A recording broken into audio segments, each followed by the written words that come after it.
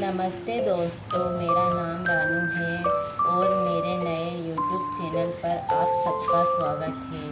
यह मेरा पहला वीडियो है, इसीलिए आप सबका प्यार और सपोर्ट मेरे लिए बहुत मायने रखता है।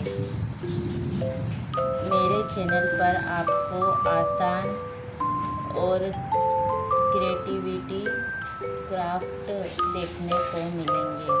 मैं आसान तरीके से क्राफ्ट बनाना सिखाऊंगी। पुराने कबाड़ या पुरानी बोतलों से आसानी से न्यू सजावट